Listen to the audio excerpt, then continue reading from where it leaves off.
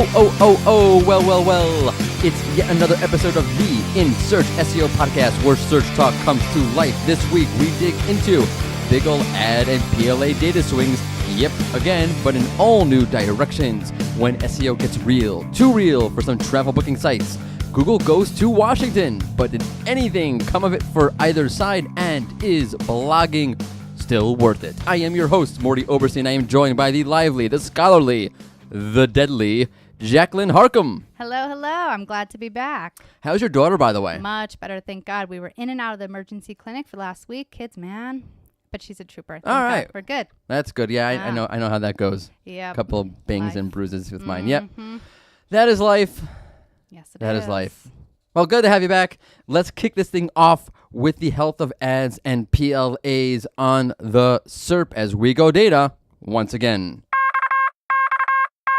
So last week, we reported that ads had died a quick and timely or untimely death, and PLAs with them, they were deader than dead, like mafia dead, like shot, stabbed, and shot again, then thrown off a building, and then strangled, right? Oh, God, that's morbid. I know. All right, forgiveness, please. My metaphors aside, last week you heard all about huge old decreases in Google ads and PLAs on desktop and on mobile and in pretty much every market on the planet. Well, good news. Ads are back. Don't do it. Don't do what? Don't say all people. Damn it, fine. I just wanted to say it before you did. Very good. Thanks so much for stealing my thunder. Okay. You sure you want to take a vacation again? No.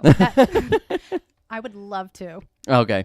Anyway, while showing a slight rebound, since we've talked last time, Google ads have been killing it ever since December 11th. What's with the death and killing talk, Marty? I don't know. You got to ask my unconscious about that one. All right, can we just get to the data, please? Yes, please. Okay, there was a huge spike in Google ads on December 11th. There, it's out there. I got it out. Okay. How big, you ask? Well, you didn't ask, but no. I'm assuming you all are asking. How big? Well, at their low, on desktop in the U.S., ads were on but 9% or so of page one SERPs. Okay, that's before that downturn around December 4th, they were on about 35%. Okay, so you went down from 35 to 9. It's huge. Now, on the 11th, we tracked them shooting back up to 62% of page one SERPs, and that, my friends, to quote John McCain, the late John McCain, my friends, is about a 590% increase from their low and a 70% increase from their general norm. In other words, we have not just a rebound, we have way more Google ads on the SERP than we did before this weird downturn, whatever you want to call it, okay? Now, again, we saw this on desktop, same thing on mobile, and of course, all around this mound of dirt and water we call the world. Same pattern. PLAs? PLAs. Same. Well, sort of. No big Godzilla-like SPAC back to normal, but a slow and steady climb back up. We're pretty much there. At the time of this recording, PLAs on desktop in the U.S. stand at showing on 16% of the SERPs or so. That's up from their low of 4% from December 4th, and they're usually around 16% or so on page one of the SERP. So pretty much back to normal for PLAs, so that's great. Again, same thing desktop, same thing mobile, other markets, seems we're back to normal, hooray. But you have to ask one question, a very technical, very precise question, which is? Were only top and not bottom ads impacted? Oh, good question. Actually, both top, bottom, didn't matter. No? I was thinking more the precise question of what the heck is going on here. Oh, that one. That's it. I have three possibilities for you. All right. Okay. One, as I take a sip of coffee. Hold on. Nice. Thank you. It was a long night. Okay. One, this is some sort of like test from Bizarro land. Bizarro? He's sort of like a deformed Superman from another dimension who's bizarre. Yeah, he's kind of like dumb. Sort of like he's like Forrest Gump and Superman, and combine them into... Okay, yeah. nerd. Yeah, pretty much. Okay.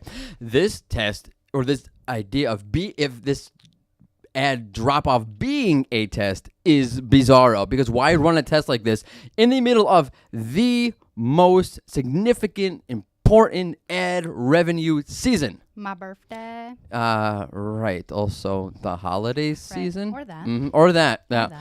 Okay, so this could have been a bug. That's option number 2. So yeah, could be. I guess it's a little weird because PLAs, by the way, didn't. So the Google Ads came back in a giant spike. Okay, so that you might think, fine, that might have been a bug. They were gone. They came back. Boom. But PLAs did not come back until a few days later. They slowly crept up.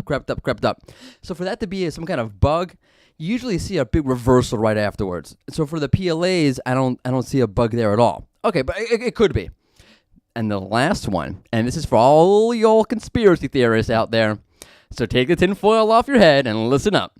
December 11th, the day ads shot back up. Google was where? Testifying in front of Congress. So maybe for some reason, like since we're doing politicians, my Al Gore, maybe for some reason, Google didn't want anyone from the panel to see any of those ads. But once the hearing was in the bag, boom, bring back the ads. Do you believe that?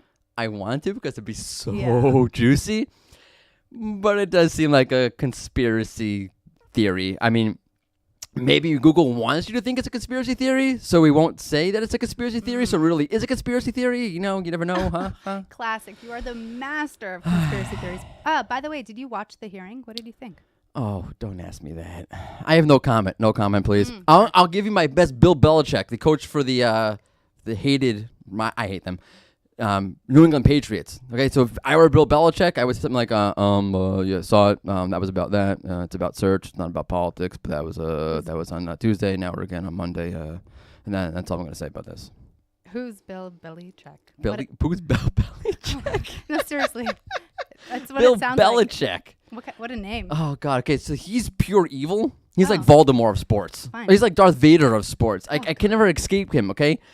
Even last week, Marketing Land had an article from Matt Umbro all about what marketers can learn from Bill Belichick. Okay. Forget it. Okay, for real. Okay. We have to get into this a little bit because this is what's hot in SEO. Red Hots! Get your Red Hots here! All right, so if I have to talk about this, I will talk about this. 1, these kinds of hearings, at least for me, are a total waste of time. If you want my unfiltered opinion, because that wasn't unfiltered, if you want my real unfiltered opinion, head over to my Twitter account at Mordy Oberstein and scroll back to December 11th. You'll know it when you see it. Oh, joy. Yeah. I just don't get it. I really don't. Nothing ever comes of these things. I was very surprised, by the way, after looking at how, I hate to use this word, how ignorant some of the people in the government came off when they interviewed Mr. Zuckerberg from Facebook, that Congress didn't ask more informed questions. Very basic. Nothing really got into any specifics. It's a bit silly. I don't want to be too critical. Please, I apologize. I am not trying to be critical of any member of Congress. I just found it very, very, very, very surprising. I mean, what do you expect the guy to answer to half these questions? You know, did Russia use Google to influence the 2016 elections? What's he going to say to that? Hell yeah, we totally dropped the ball there. I mean, like Russia hack city. No, come on. Okay, even if that were true, which it's not true, obviously, what's he going to say? He's going to say the same thing that they always say. We're always trying to be better. We're on top of these things, blah, blah, blah, blah, blah. So why even ask the question if you're not going to get a real answer, or at least find a way to ask the question? Right. Could these hearings ever be affected, do you think? That's a great question, actually. Yeah, I think so. Sure, why not? Okay, Yeah. assuming they're justified to begin with, which I'm not so sure it was in this case. But yeah, first off, okay, and I don't understand this either. So you're a congressperson from wherever, I don't know, okay, it doesn't matter. You don't know anything about this stuff. What do you know about Google? And that's fine. You weren't elected. You didn't run saying, I know everything about Google. I read my lips. I know Google. I did not. Okay, I'm not going to go there. Where are we going? I don't know. Okay. I love politics. I think it's so funny. I can't Okay, stand forget it. Okay. I don't want to get too controversial on this show. Okay, so you don't know about any of these Google things, which is fine. Okay, big deal. So call Google in and say, the congresswoman from Florida yields her 5 minutes to Rand Fishkin, and have him question Google, you know? Okay, the congressman from the 51st District of New York, which I don't even know if there is a 51st District in New York, but okay, the congressman from the 51st District of New York yields his 5 minutes to Barry Schwartz. Take it away, Barry. Why would not, right? That would have been great. First off, that would have been great TV right there. Amazing. Barry goes to Congress. I was like waiting for Barry to come in. I haven't talked to him about that. Barry goes to Congress. Okay. But why weren't the experts in the industry even consulted? And okay, I don't know for sure that they weren't, and I'm judging. Okay, but looking at the questions, I cannot imagine that anybody from this industry was even consulted. So yeesh, come on, what do you think you're gonna get from this? Okay, I did ask around, and a few folks made some interesting points. Like Brody Clark thought it was interesting that Google said that they weren't interested in getting into social media.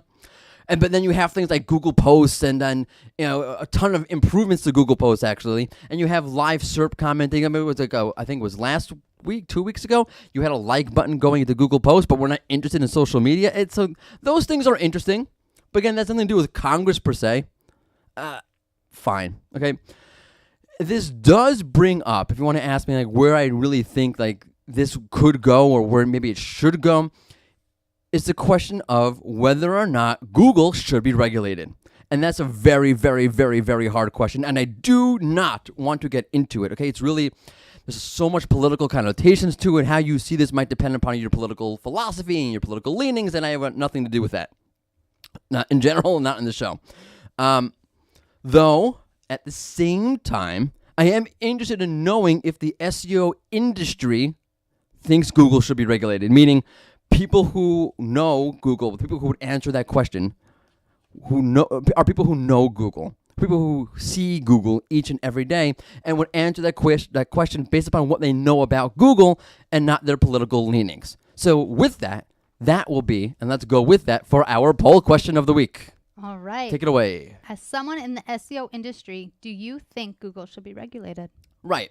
Okay. Should a government body come and regulate Google more than what's already been done in certain places? Less so in the U.S., more so in the EU.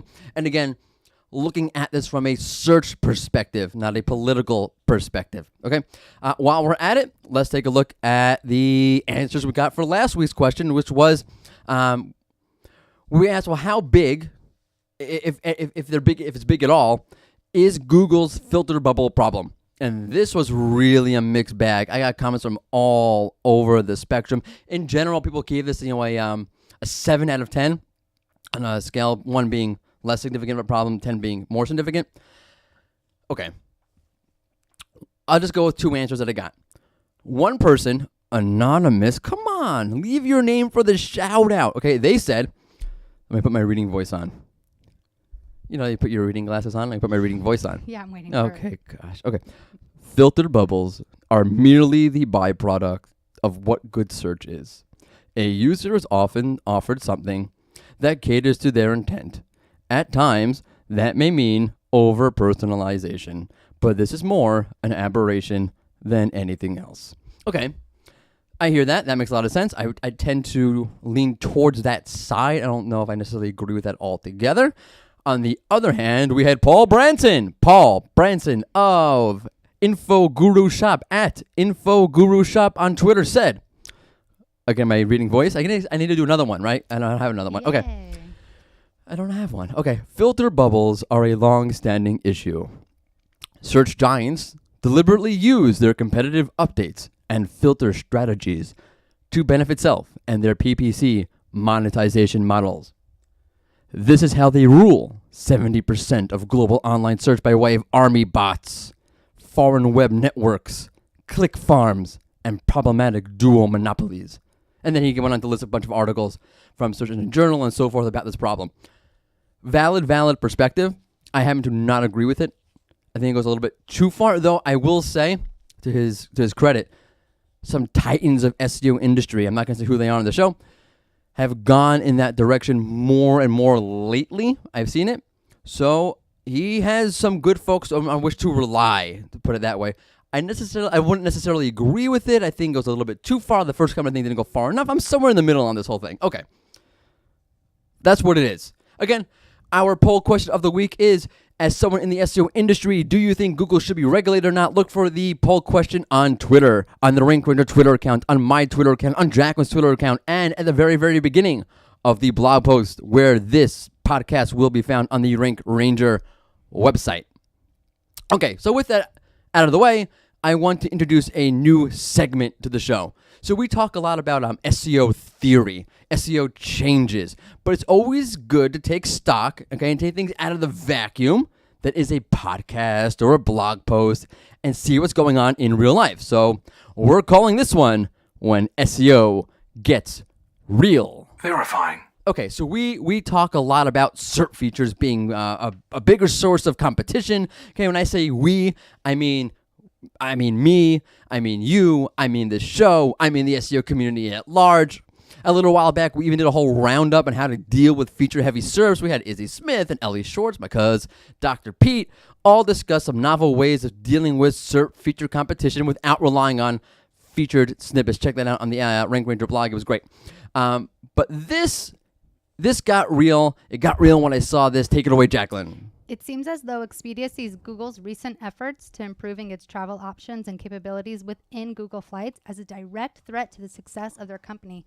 Well, it appears Expedia has a new competitor on its hands. Yeah, that's basically it. Okay, that's basically what we've been talking about. This is one of the biggest sites on the planet that does all sorts of travel bookings, and it's impacted by changes to the local pack and the knowledge panel and so forth. Anything like that, anything to Google Flights, all the hotel listing features and so forth, all these things I chirp all day long about. It's not just hot air. It's real. Okay, this new ranking environment we talk about is real, and here it is in plain English from Expedia themselves. I think it was the CEO of Expedia saying this, or someone high up there, okay? By the way, we just put out another roundup on above the fold ranking last week, because SERP features mean that if you are not above the fold, in a lot of instances, no one will see your site at all. It's a new ranking consideration. I have seen multiple cases of sites ranked number one on the SERP. Number one on the SERP. But they're not above the fold. No? Yep. For sure, for real, okay? Wow. Okay, think about it, okay? Feature snippet or direct answer show up. Then you also get a local pack. If you get a related questions and a video carousel or a news box or whatever, and that should just about do it. Boom, you're below the fold. Okay, I've seen it with my own eyes numerous times. Plug. We have a new tool here at Rank Ranger, a never before seen SEO metric, the first of its kind, the above the fold ranking report, which tells you if your page is or is not above the fold for a given keyword. You can see the SERP as it is, meaning you can see what features are dragging you down.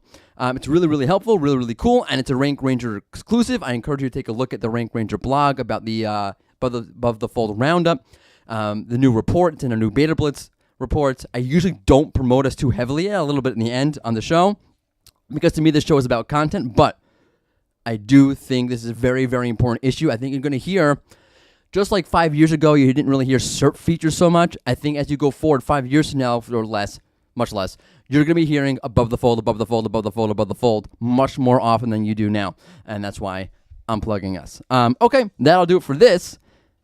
It's that time of the show again. It's time for the news. Take it away, Jacqlyn, with the news. Google is moving away from showing hyper-specific errors within the Search Console, AMP's reporting, and will now be showing such errors in a more general way.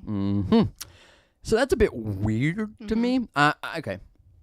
I have not heard anyone say data is too specific, but you never know. Okay, it could be a simpler approach. We'll just save people a bit of time, and who knows? Fine. Okay.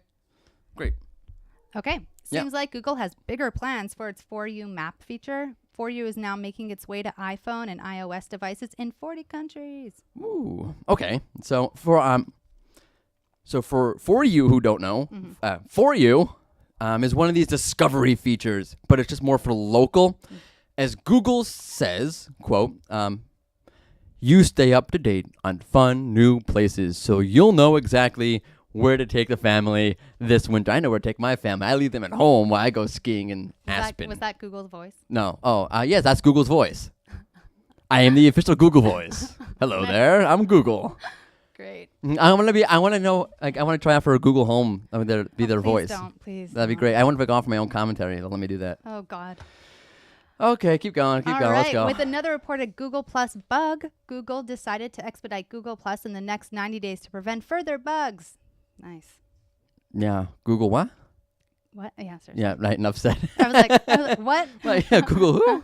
By the way, I'm going to add on the last story with the For You tab. I get this weird feeling, by the way, that Google is sort of taking a social media approach, but in a weird sort of way. It's sort of using these Discover feed-esque elements as a gaining of social media foothold. But it's weird because in these instances, instead of interacting with other people, okay, in this context, you're generally interacting with an interactive Google.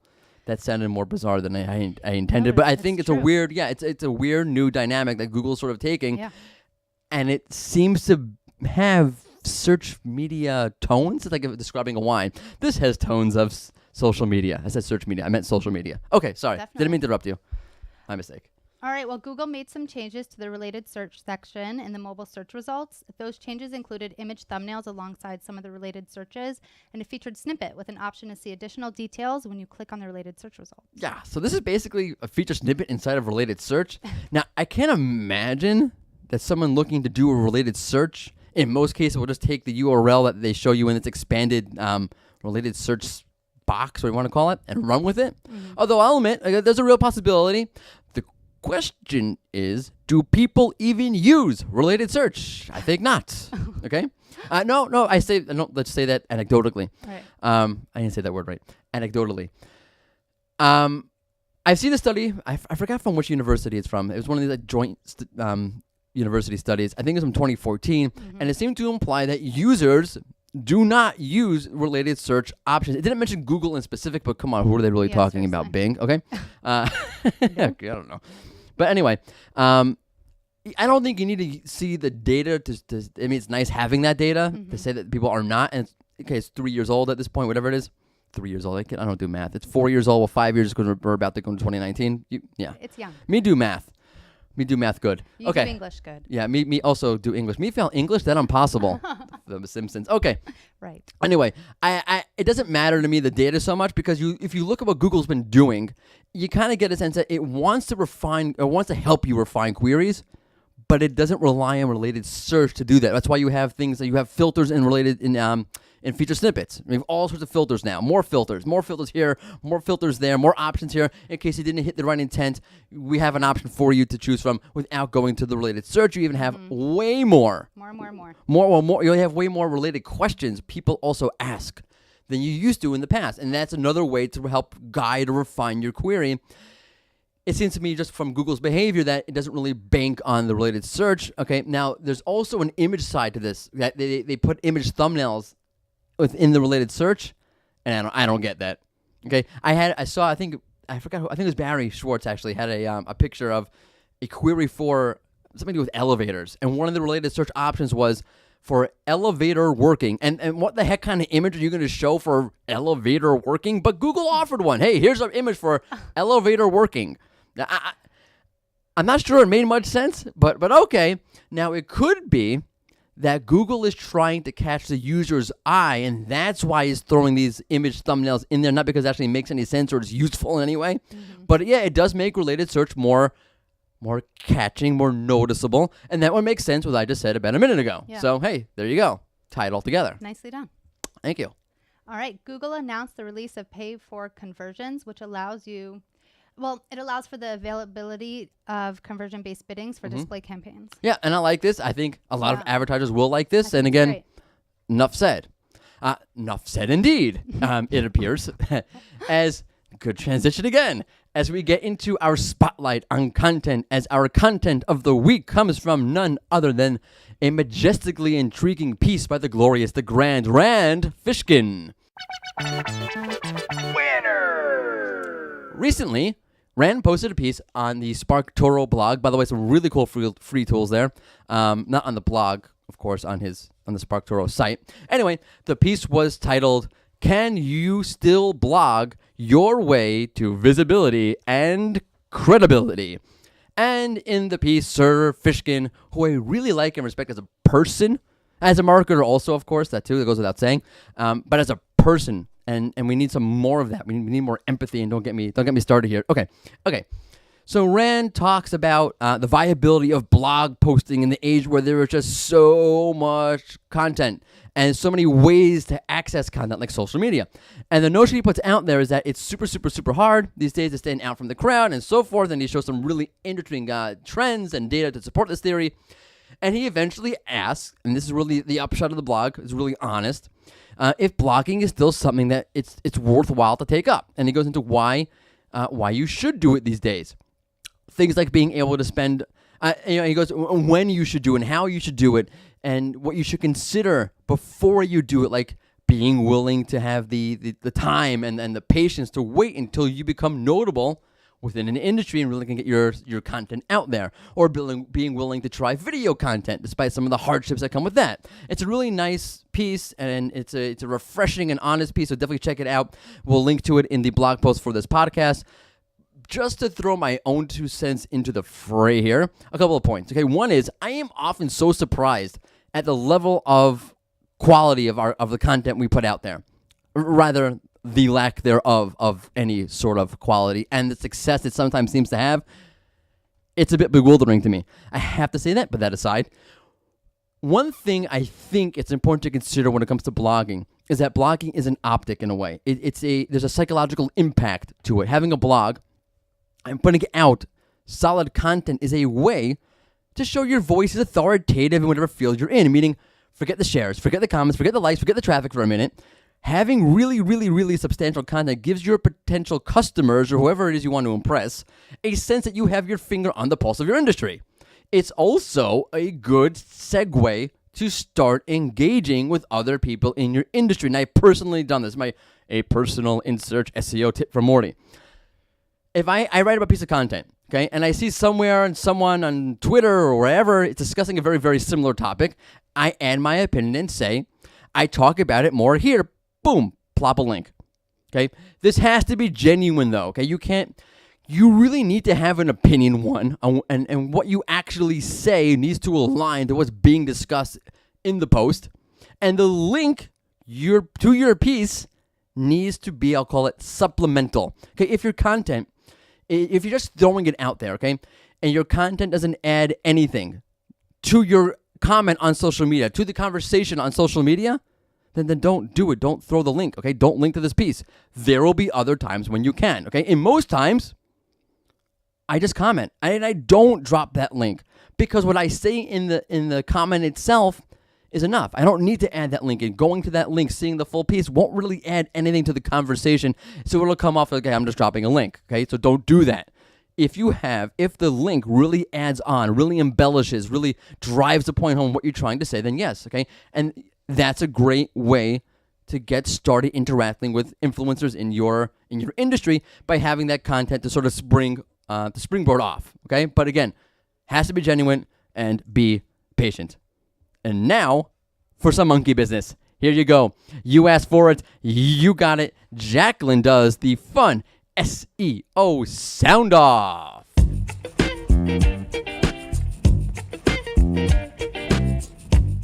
I love this. Okay, so last week, out of respect, we did not do the question. You see, Jacqlyn had enough of my ridiculous questions. I know, it's touching, right? Yeah, fair. Yeah, it was more so I can make fun of your answer today. Oh, okay, nice. you know that because you listened. You didn't listen to the podcast. Okay, I did thank listen. you. Okay. I'm just playing it cool. Okay, so Jack, I had enough of my ridiculous nonsense. So I challenged her and said, okay, you do the question. Okay. So here it is. And by the way, it's not as easy as it seems, huh? I don't know. I think we could all agree things were getting a bit out of hand. Yeah, well, that's just like your opinion, man. Big Lebowski? Yeah, Big Lebowski. You know it. Okay, one of my 7-year-olds, I have twins, wrote, instead of his name on his schoolwork, he wrote the dude. Oh, nice. Yeah, I swear, by the way, I did not tell him anything You were so about proud. that. He knows nothing about the Big Lebowski, I promise. Okay, anyway. He's a natural. He's a natural dude. Here's Jacqlyn's big debut. All right. If Google were an actor, who would it be? So since you asked, I'll go first. Oh, God. Okay. Jack Nicholson. Oh, really? Yeah, Jack. Hey there. Okay. One, he's great. He's brilliant. He's stupendous. And he's slightly not right at times. Kind of like a search engine. Ah.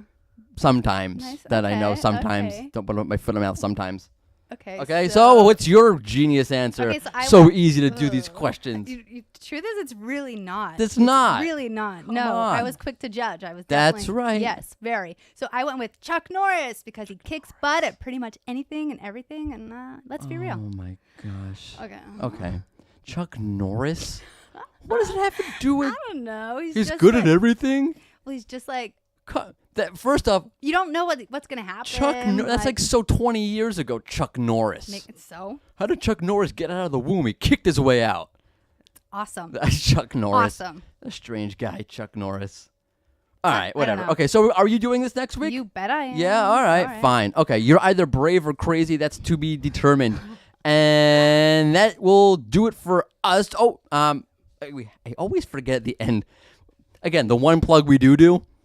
Beta Blitz is still here. It's still out, and you should check it out. Yes. Yes. If you are an existing Rank Ranger user, you can find the beta reports under a new top menu tab called SEO. If you don't have a Rank Ranger account, though, but you'd like to see the beta reports, simply just sign up for a free trial. No credit card Oh, necessary. you had to add that in. Yeah. Okay. No, seriously. And as always, we love to hear from you. So tell us your thoughts. We love to hear Yes, some there is a feedback. nice form. Yes. And you just fill out and let us know what We you wanna think of the hear new from beta you. reports. It will help drive the future of what SEO reporting looks like.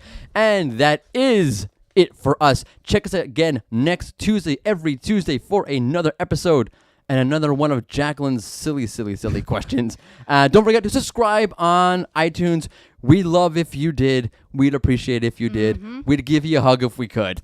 And that will do it for us on this episode of the In Search SEO Podcast. It's In Search because we're all in search of something.